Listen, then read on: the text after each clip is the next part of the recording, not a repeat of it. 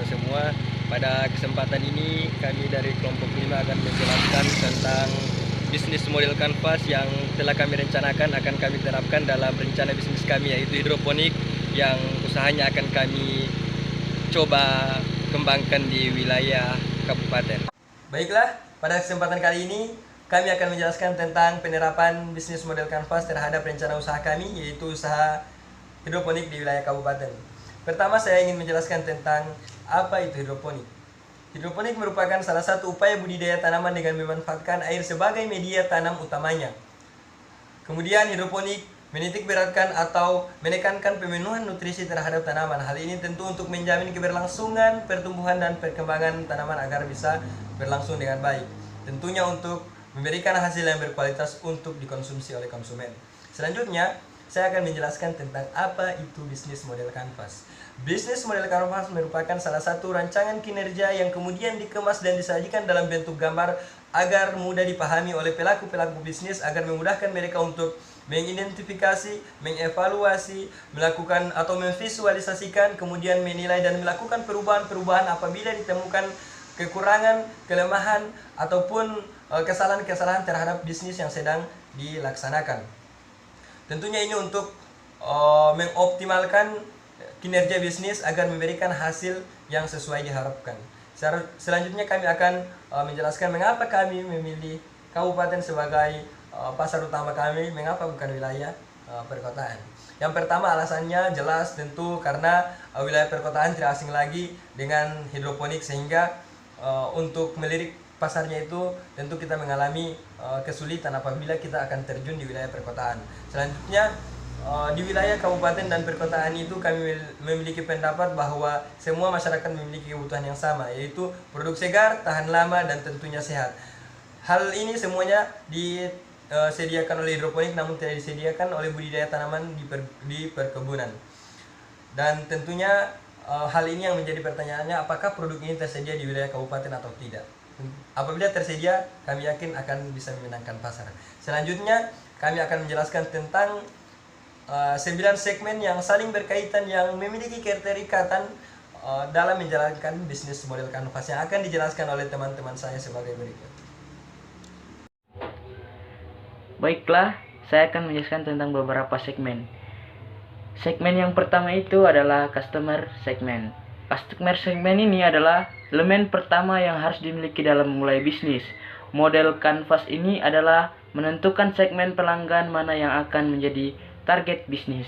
Untuk bisnis kami sendiri, kami telah mengidentifikasi target bisnis untuk meraup keuntungan maksimum. Adapun target yang kami tetapkan yaitu keluarga, warung makan kecil, pedagang, sayur keliling, restoran, dan hotel.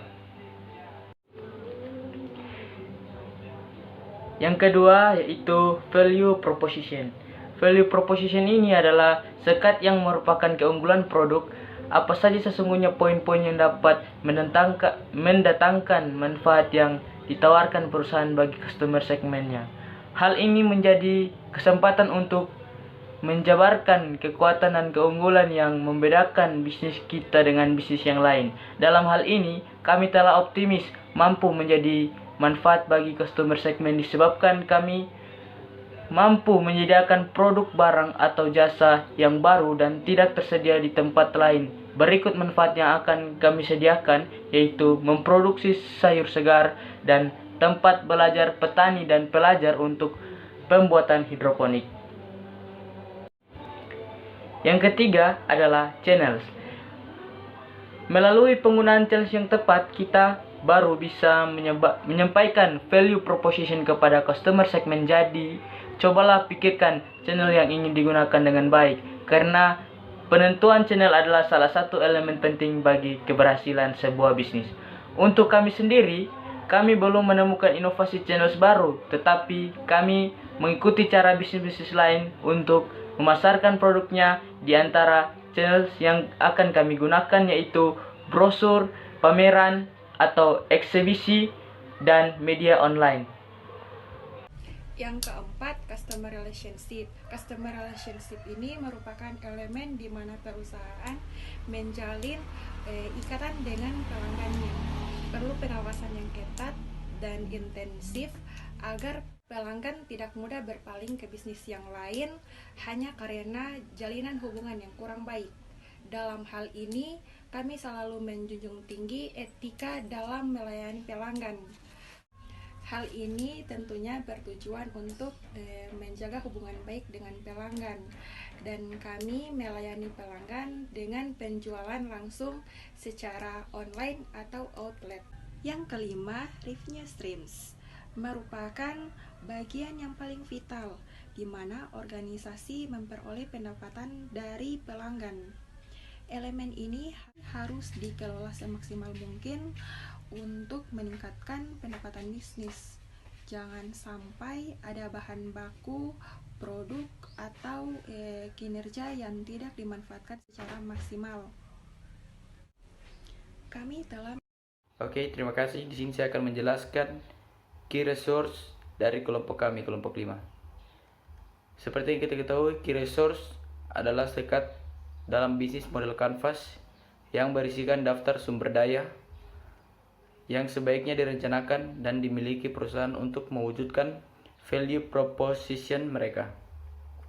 Semua jenis sumber daya, mulai dari pengelolaan bahan baku, penataan sumber daya manusia, dan penataan proses operasional menjadi perhatian dalam membuat model bisnis. Dalam hal ini, kami telah menetapkan sumber daya yang menjadi perhatian utama kami, yaitu yang pertama itu lahan pembuatan hidroponik. Yang kedua, alat dan bahan pembuatan hidroponik. Yang ketiga, sumber daya pendukung lainnya, seperti listrik, air, dan lain-lain. Key activities. Key activities adalah semua aktivitas yang berhubungan dengan produktivitas bisnis yang berkaitan dengan sebuah produk, di mana kegiatan utamanya adalah menghasilkan proposisi nilai. Dalam hal ini, kami menetapkan aktivitas utama kami untuk mencapai kelancaran dan keberhasilan bisnis kami.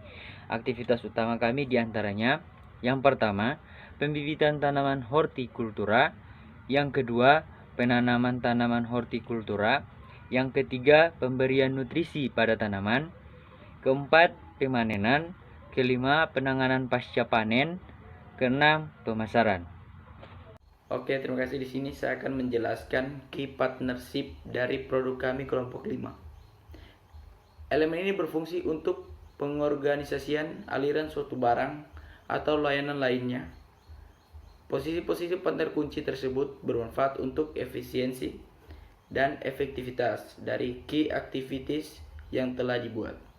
Tak ada salahnya menjalin hubungan baik untuk menciptakan siklus bisnis sesuai dengan ekspektasi.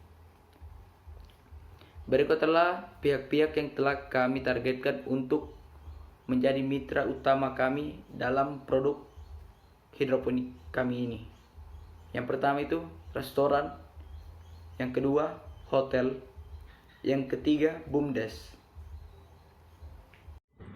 Cost structure, elemen terakhir yang tak kalah pentingnya dengan kedelapan elemen lainnya adalah struktur pembiayaan bisnis.